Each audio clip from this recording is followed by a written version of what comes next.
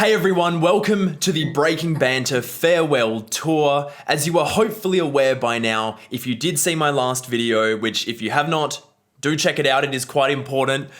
Breaking Banter is coming to an end. But before I say goodbye to this channel, I want to leave you with some more stuff. I don't know how much stuff that will be, but I want to do a bit more before fading away. And so, long overdue, here is my, let's keep the trend going, my top 19 films of 2019.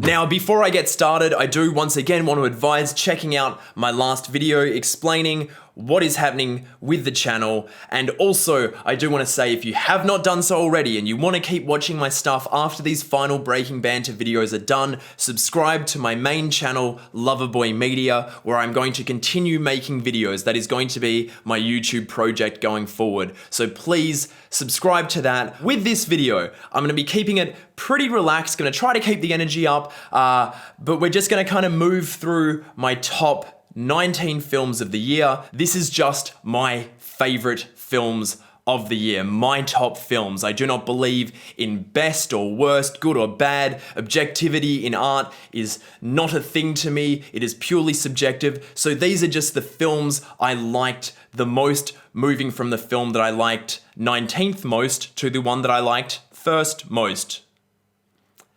That sounded super weird, but you know what I'm getting at. These are just the films that I love the most. They might not be the films that you love the most. They might be the films you love most. Doesn't matter. I'm going for it. I'm gonna kind of blast through the first 9 and then go into a bit of detail around the top 10. Some of these movies I haven't reviewed, so they may come as a surprise, but let's just go for it and let's just have fun, because this is one of the last times that I'm gonna be doing this on here like this, so let's just enjoy it. At number 19, Us. Number 18, Uncut Gems. Number 17, Once Upon a Time in Hollywood. Number 16, The King. Number 15, The Nightingale. Number 14, Toy Story 4. Number 13, Honey Boy. Number 12, Knives Out. Number 11, The Lighthouse. So that was just the first 9. I wanted to throw those ones in there just so this list had more of a scope and you guys would know more of the films that you should absolutely check out under my recommendation. So those movies are all worth checking out, obviously, because I love them. Let's get into the actual meat of the list, the top 10. 10. At number 10, the beautiful, sensual, cinematic masterwork that is Portrait of a Lady on Fire. What a staggering, stunning, emotionally charged romantic film this is. I don't know what it is about gay romance films, but like when they are on fire. This movie is just, it's feminine, feminist, female-driven. It's such like a wonderful look at love and romance. And my favorite thing about this film is how it handles gaze and actually connecting. When I say I'm talking about like the visual gaze, you know what I mean. I mean the way it handles looking, actually seeing someone, getting to know who they are through their eyes. This is an artist's film that is nothing short of pure art.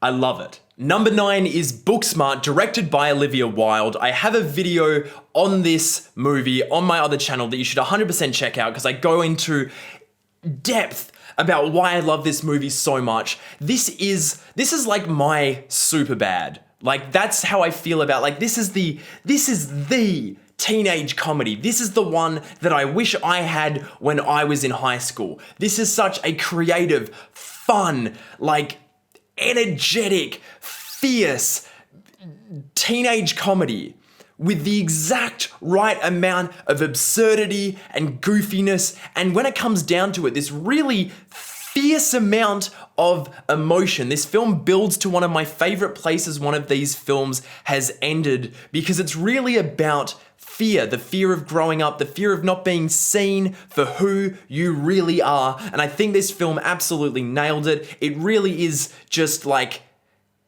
so much fun. At number 8 is The Irishman, another Martin Scorsese masterpiece. What is there left to say about this movie? What a fantastic meditation on growing older. This film is great from the get-go. It's a 3-hour odyssey through the life of this central figure who is one of the most interesting closed-off protagonists in cinema I've ever seen. It's very much this beautiful meditation on masculinity seen through kind of the lens of an aging artist, an artist who is obviously coming to terms with the fact that he is nearing the end of his life and looking back on his career. Just what a beautiful kind of reflection this film is on everything Scorsese has done. And it's really all about that last hour, that last 45 minutes, where this film switches gears from being this kind of like funky, like cool as hell crime drama into this like existential meditation on life and legacy. And that is where this film truly excels for me, and that is why The Irishman is on this list. At number 7, and as an obvious choice for a Breaking Banter list, because if there's one thing you've come to know about me in all my time on this channel, I love a long take. I love a one-take scene. And so when you put that in a whole film, a World War I kind of action drama film, of course I'm gonna love it. So of course 1917 is on this list, another staggering collaboration between Sam Mendes and Roger Deakins, who just, you know how it is. Him doing his thing, it being amazing, but this movie is very much my shit. Like, I love that unblinking immersion of being involved in a film. And a film as visceral as this, as horrifying as this, as beautiful as this. No one wants to be there in war. These kids should not have been there. But I was so with them, just trying to complete this one job, to do this one task. And the journey, the odyssey along the way, mwah, incredible. At number 6, the film that film people seem to be most excited about in 2019, and for good reason. People were so excited, in fact, that it somehow got all the way to the Oscars and kind of swept. Parasite. Now, I've seen Parasite maybe 6 or 7 times by now. I can't get enough of it. Bong Joon-ho is a genius. What a just stunningly original film. It's very rare that I get to see a movie nowadays that feels truly original, where it's something that I just haven't seen before. And Parasite is that. For this film to just absolutely annihilate the usual language barrier that English-speaking people have with like, oh no, I don't watch stuff with subtitles. I love stuff with subtitles. But most people are like, I don't watch stuff with subtitles. But everyone just jumping on this. Like, I managed to get my parents for the first time ever to watch a film with subtitles because they wanted to check this out. And even they had a blast. That's saying something about this film that is not only thrillingly entertaining, wickedly funny, but also incredibly complex in its deconstruction of class and wealth and just the general way our societies all around the world are geared to only work for those with money. It's kind of like the perfect film for the era we're in. And it's a film that I think is going to stay just as vital and energizing as it goes into the future. A true classic, a true masterpiece. Parasite has it all. At number 5, it's Little Women. Greta Gerwig knocked this movie out of the park. Like, I love Lady Bird, but this is just on another level. I had no familiarity with the source material going into this, so I had no idea that she'd essentially restructured the entire book to do it like in a non-linear way that it wasn't supposed to be in. Brilliant. And this movie really does have one of the most brilliant non-linear structures of any movie I have seen. I absolutely adore the way it contrasts the past and present for maximum dramatic effect, to really kind of dig into what it's thematically dealing with. And the performances, my God, I would die for every single character in this film. Probably the most exceptional thing about this movie is the way that Greta actually went through and found a way to take this period piece that is designed to be a period piece. It is firmly set when it's supposed to be set, and yet it is so thoroughly modern. It so deeply captures, I think, the interests and the passions of young people today. That is incredibly difficult to do without radically modernizing the film. And so she has really tapped into something nothing short of extraordinary with Little Women, and that's why it's on this list. At number 4, a film that really rocked me to my soul. Marriage Story, directed by Noah Baumbach, starring the absolutely exceptional, I think it's a new word. How often have I used the word exceptional in the past? Usually brilliant. I'm usually saying brilliant. The brilliant Scarlett Johansson and Adam Driver. They are both nothing short of magnificent in this film. This film is so brutally real and honest and emotionally visceral. It's such a beautifully rendered story, so beautifully realized, so conflicting to watch. I really connected with this movie and was incredibly moved by it. It's such a fascinating meditation on love and relationships and the idea of life partnership. What a kind of beautiful exploration of the idea that relationships can sometimes just not work. And that's okay. I think that's an incredibly gratifying kind of viewing experience for me, to see someone kind of tackle relationships in such a viscerally real way as this. Plenty of movies do it, not many of them have kind of connected with me like Marriage Story. At number 3, the biggest surprise of 2019 for me, a film that I went into totally blind, not knowing what to expect, and had my mind fucking blown. I am talking about Monos, directed by Alejandro Landes. This movie, this is absolutely not doing it justice, but it's kind of like Lord of the Flies meets Apocalypse Now. And obviously, I have a big thing for Apocalypse Now, so any movie that's sitting in that zone, immediate top marks. But this film is like, I don't even know how to really define it, or it's shot in beautiful locations. It is viscerally real, viscerally of this earth. This elemental force of a film, watching these teenagers, these young kids in the most extreme situation possible, out in the jungle. I don't want to get into what the actual film is about because it's very simple, it's very streamlined, and it needs to be experienced. But I really love this movie. All right, at number 2, because it wouldn't be a Breaking Banter list without at least one kind of arty sci-fi. It's Ad Astra, directed by James Gray, featuring my favorite performance of the year by a never better, emotionally reserved Brad Pitt. Now, I'm all about, as I've said, Apocalypse Now. This is kind of like Apocalypse Now in space to me. It's a one-man journey, a one-man odyssey into himself, into his own life, into his past, into his relationship with his father. It's an incredibly simple film, but it is oh so elegant. Some of the most staggeringly, insanely beautiful, creative photography by Hoyt van Hoytema.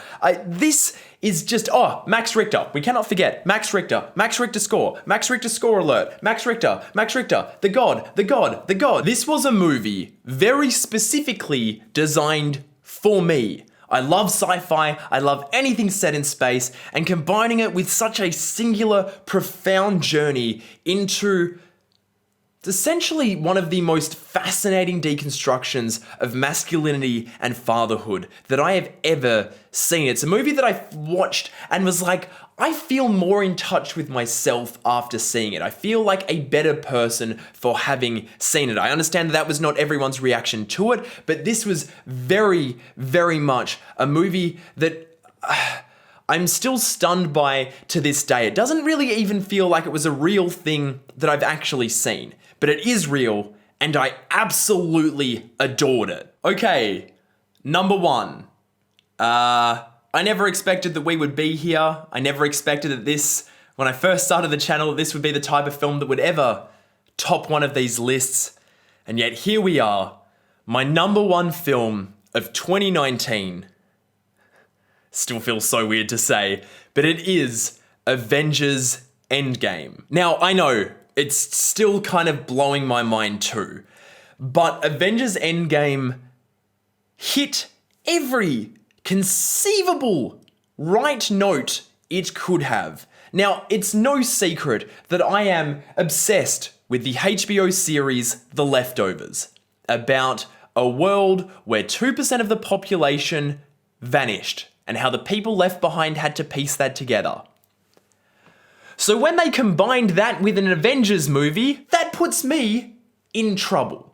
This was everything I'd ever wanted from the MCU, out in full force, emotionally charged, high stakes, deep consequences. And yeah, it's still a goofy, silly, bizarre movie. It makes a lot of weird choices, and I love it more for that. What a chaotic, strange film.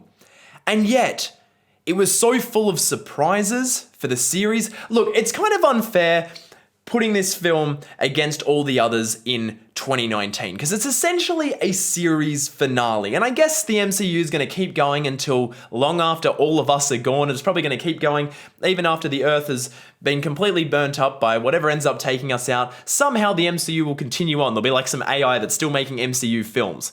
But this felt like this incredibly massive culmination where every single emotional point was peaking throughout it. It has one of my favorite kind of outros, my favorite ending codas of any film I've ever seen. And it's so surprising because it's an MCU film. I never expected for this to be the case, but it hit every single note of things that I want in a movie. It's everything. It really did have it all. And yes, it's a chaotic, messy, all over the place movie, but I've never seen anything like it. This is the one thing I can say. I have never seen anything quite like Avengers Endgame. It's so weirdly unique. I just never expected for this to be the case. But I walked out of this movie shell-shocked. I was like an emotional mess. I've been one of those people who's been, as much as I love the MCU, as much as I deeply love the MCU, I've been very, very critical about so many elements of it. And yet this movie just straight up went for, it was like, hey, I'm going to fix every single issue you've ever had and also make you love those things. And it just did it. And I still can't really explain why. And it means something that it's not a case of, it's been over a year since it's out and I still feel the same way. It's not like some manic just after I saw it, 2 weeks later, like, it's the best thing I've ever seen while everyone's talking about it. I still feel that same way. I could still watch this movie over and over and over again. It feels like such a seismic triumph. And I feel weird this being the last time I'll ever do one of these lists. And me saying that, hey, an MCU film's my favorite. But it happened. I can't explain it. Avengers Endgame is my favorite movie that I saw in 2019. Okay, so that is my very chaotic favorite films of 2019 list. Didn't go the way I expected it to. Very surprising, not just for you guys, but for me as well. I had fun doing this. I'm really gonna, I think I'm gonna miss doing this. It stresses me out, but I feel good about kind of giving it this one last run. As I said, I don't know what other videos will be out. I am hoping to do a Breaking Banter finale episode, a proper finale with Jay, reflecting on everything this channel has gone through, everything we've done over the past 6 years. I don't know when that will be out. Hopefully it will happen. I'm sure I'm going to make it happen. I'm going to make it happen. And so thank you for watching this. Thank you again for being a part of this Breaking Banter family. Once again, please, if you want to stay hanging out with me on YouTube, go subscribe to Loverboy Media, where I am still going to be making videos. If you want to keep staying up to date with all my thoughts as I have them, you can follow me on Twitter at Loverboy Media. There's other social links in the description, including my Letterboxd, where I'm going to try to casually kind of review films as I watch them. I keep track of everything I watch on there. Once again, thank you. I love all of you. Thank you so much for allowing me to do this. And I'll see you in whatever's next.